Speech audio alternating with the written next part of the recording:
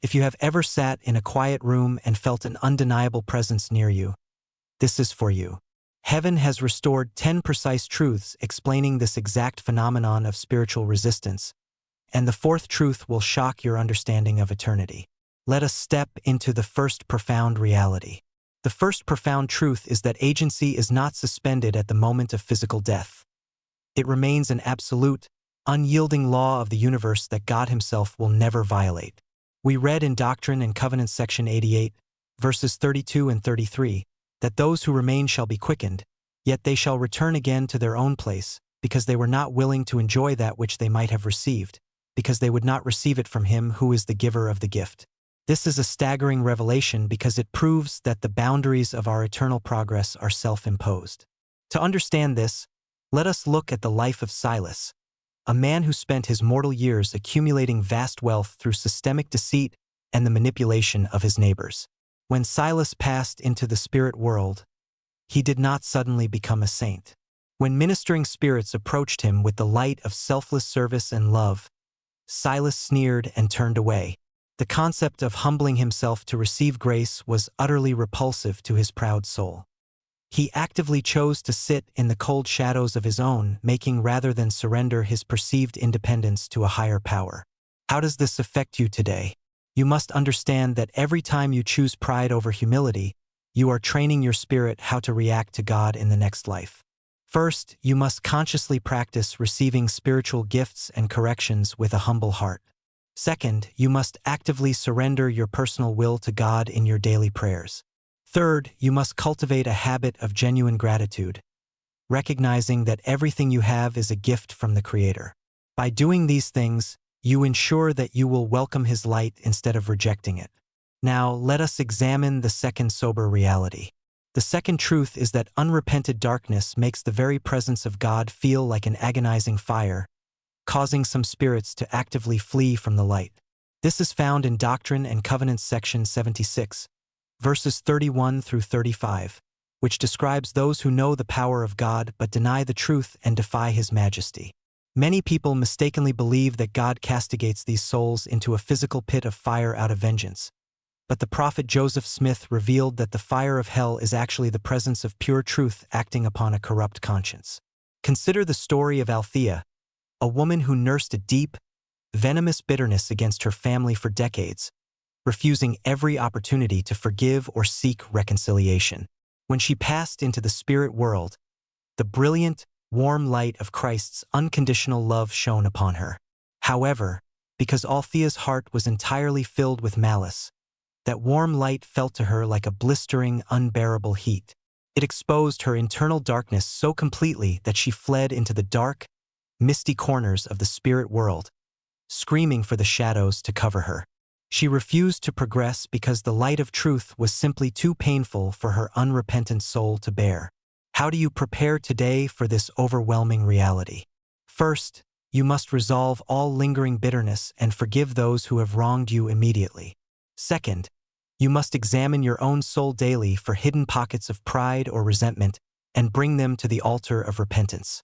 Third, you must welcome the refining fire of the Holy Ghost into your life now, letting Him burn away your dross before you stand in the presence of God. By facing this painful refining process today, you will find the light of eternity to be a source of comforting warmth rather than terrifying heat. But here is the third truth, which reveals how our physical destiny is decided. The third truth is that the glory of your resurrected body is entirely determined by the divine law you choose to abide by during your spirit's testing period. This is in Doctrine and Covenants section 88, verses 28 through 31, which explains that those who are of a celestial spirit shall receive the same body which was a natural body, and the same principle applies to the terrestrial and telestial. Joseph Smith saw that some spirits refused the resurrection of glory because they utterly refused to abide by any divine law whatsoever. Let us look at the story of Cyrus, an artist who lived his mortal life believing that absolute personal freedom meant living without any moral boundaries or self-restraint. If you find these eternal principles of light and choice transformative, take a quick moment right now to subscribe to this channel and share your thoughts in the comments. Your engagement helps this sacred light reach others who are searching for hope and clarity. When Cyrus entered the spirit world, He was informed that to receive a resurrected body of celestial glory, he had to govern his soul according to the celestial law of purity, order, and devotion. Cyrus scoffed at this, viewing divine law as a form of cosmic imprisonment. He preferred the chaotic freedom of his own desires, choosing to remain in a state of lawless rebellion, thereby refusing the very resurrection of glory that was offered to him. How does this affect you today? It means that order and discipline are not restrictions, but the keys to eternal power. First, you must embrace divine structure in your daily habits, making time for prayer and scripture study. Second, you must treat your physical body with the highest level of respect, recognizing it as a temple of eternal law. Third, you must actively study the laws of the celestial kingdom and seek to implement them in your family and community. Now, the fourth truth, which is perhaps the most shocking revelation of all. The fourth truth is that the spirit world unlocks a perfect memory, and for those who have lived in deceit, this memory becomes an internal hell from which they try to escape by refusing the light. The prophet Joseph Smith taught that a man is his own tormentor, and that the condemnation of the wicked is to know that they failed to measure up to their privileges. This is also supported by the Book of Mormon, which states that we will have a perfect remembrance of all our guilt. Consider the tragic experience of Evelyn, a woman who spent her mortal life presenting a false persona of charity and righteousness, while secretly harboring deep cruelty, greed, and deceit. When Evelyn died and crossed the veil, the fog of mortality cleared, and her memory became perfectly sharp and vivid. She saw every lie she had ever told, every heart she had broken, and every hypocritical act she had performed, all laid bare in the light of truth. The shame of this sudden realization was so intense that she could not bear to stand in the presence of holy beings who could see her true self. Rather than humble herself and seek the mercy of the atonement, she chose to retreat into the dark company of other deceptive spirits, where she could continue to hide behind her illusions. How do you protect yourself from this self-inflicted torment today? First, you must practice absolute honesty in all of your private and public dealings. Second, you must immediately repent of any hypocritical behaviors, ensuring that your inner character matches your outward appearance. Third, you must face your personal mistakes with deep humility before God today, allowing His grace to wash away the guilt before it becomes an eternal memory. But here is the fifth truth, which shows the sovereign power of our deepest desires. The fifth truth is that God judges us not just by our outward actions, but by the deepest desires of our hearts, and these desires dictate our comfort level with holy things. This is found in Doctrine and Covenants section 137, verse 9, where the Lord declares that He will judge all men according to their works, according to the desire of their hearts. Joseph Smith understood that if a soul has cultivated a desire only for temporary, worldly things, the thought of spending eternity in the spiritual work of the celestial kingdom feels like a burden rather than a reward. Let us contemplate the story of Julian, a young man who lived a highly respectable life, but whose heart was entirely set on superficial praise, social status, and material comfort. When Julian passed into the spirit world, he was invited to participate in the glorious work of ministering to other souls and building the kingdom of God. However, Julian found this spiritual labor to be incredibly tedious and boring because his desires had never been trained to appreciate holiness, sacrifice, or quiet service. He actively turned away from the light, choosing instead to associate with spirits who shared his trivial interests, refusing the progression that would have led him to godhood. How does this affect you today? It means you must carefully examine what you truly love. First, you must actively monitor what your heart craves during your quiet moments of free time. Second, you must starve your worldly cravings through regular fasting and self-denial. Third, you must feed your spiritual desires by immersing yourself in sacred scriptures and temple service. Now, let us look at the sixth truth, which dismantles a very common and dangerous illusion. The sixth truth is that the spirit we harbor in this life is the exact spirit that will possess us in the next, making the procrastination of repentance a deadly trap. This is in harmony with Alma chapter 34, verse 34, which warns us that the same spirit which possesses our bodies at the time we depart this life will have power to possess our spirit in that eternal world. Joseph Smith saw that those who refuse the resurrection of light often do so because they have spent their entire lives practicing the habit of delay, and that habit becomes an unbreakable spiritual chain. Consider the life of Rosalind, a woman who was always aware of the gospel, but constantly told herself that she would repent and seek God tomorrow, or when she was older, or when her life was less busy. When Rosalind died suddenly in an accident, she entered the spirit world with the exact same mindset of procrastination. When ministering angels came to her, offering her the covenants of eternal life and inviting her to step into the light of Christ, Rosalind's automatic, deeply ingrained response was, "Not yet." She continued to delay, waiting for a more convenient season that would never arrive, effectively refusing her own salvation. How do you escape this dangerous cycle of delay today? First, you must act on spiritual promptings immediately without hesitation. Second, you must make daily repentance a non-negotiable part of your evening routine. Third, you must live each day as if it were your last, ensuring that your lamp is constantly filled with the oil of the Spirit. This brings us to the seventh truth, which reveals the active rebellion of the intellect.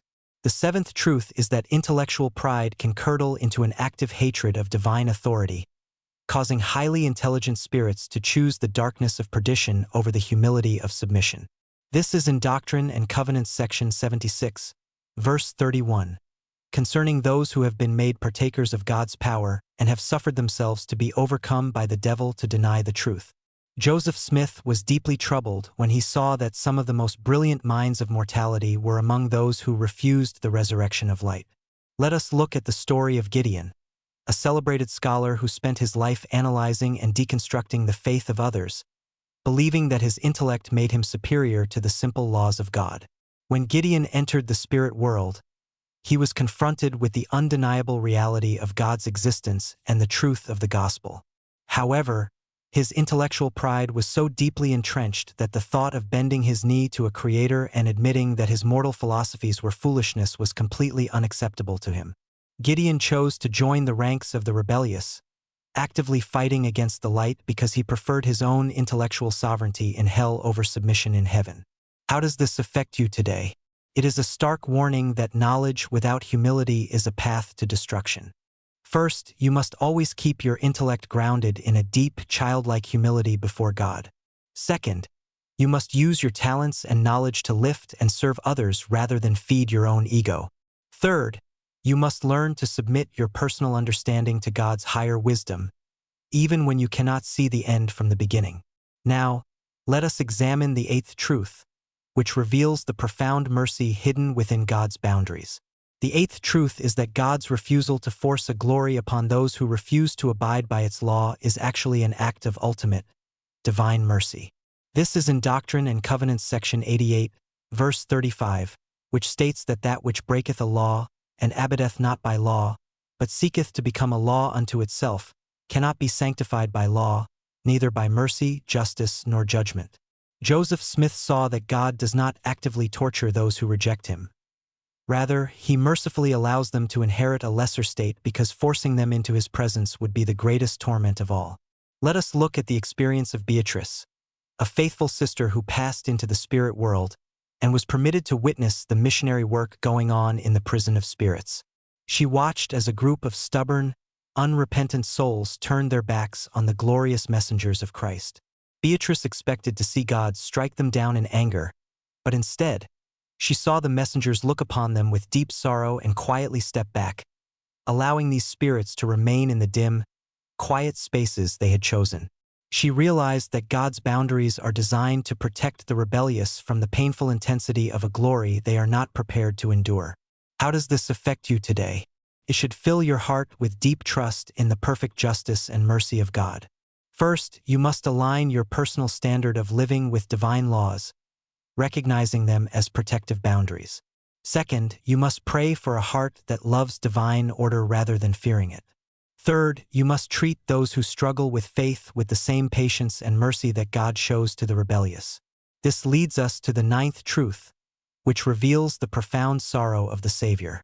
The ninth truth is that the refusal of spirits to accept the resurrection of light causes unspeakable grief to the Savior, who paid an infinite price for a gift that they choose to throw away.